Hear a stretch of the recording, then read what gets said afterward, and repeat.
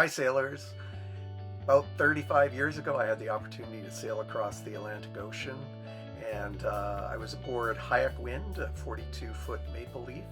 We first sailed it down from Victoria to California, and eventually it ended up over on the East Coast, and then I joined again from Norfolk, Virginia, across the Azores and beyond, on the Atlantic crossing.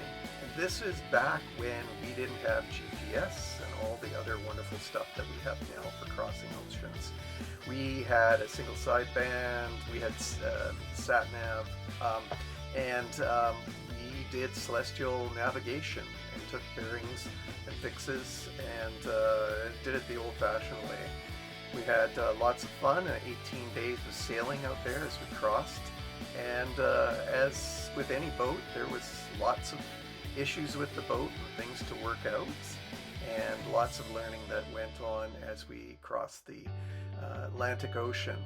So as you saw from my other videos, if you've looked on the channel, I have gone in luxury back across the Atlantic a couple of times now, and it's definitely not the same thing as being on a small boat crossing an ocean.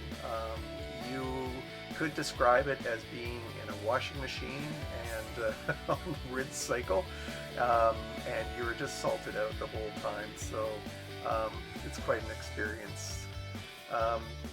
We did have rough weather.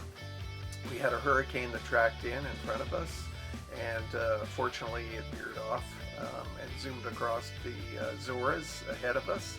So we had good winds, and we had steering problems with our hydraulic steering and had to use emergency helm station and use the emergency tiller, and jury rigged it back into the cockpit, center cockpit, so we could control the boat that way. It was a crew of 4, Stan and Emily, the owners of the boat, and John and myself as crew. And eventually when we got to the Azores, oh my goodness, after 18 days out there and you hit land, first the Azores are very steep hills, and I walked up right away, and oh my goodness, my legs the next day were so bad. But yeah, Orta was an amazing place, and all the other islands, Fael, to explore, were just incredible. So if you ever get a chance to head over to the Azores, however you get there, it is always worth it. Just beautiful. It was in July, and hydrangeas along the stone walls that are built all through, very volcanic islands, just an amazing place. And when I went back in the last couple of years, it still is an amazing place. If you ever get a chance to go to Pete's Sport Cafe, it's famous, and it's just a wonderful place to be. So offshore sailing is and continues to be an amazing opportunity if you ever get a chance.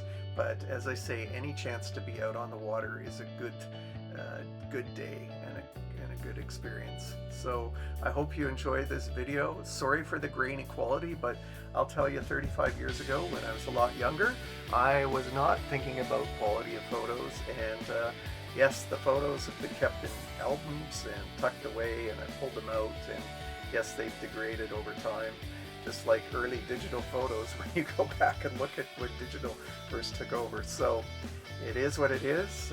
Apologies for the graininess of it, but I hope it gives you a little bit of a sense of sailing across the Atlantic. Thanks for watching.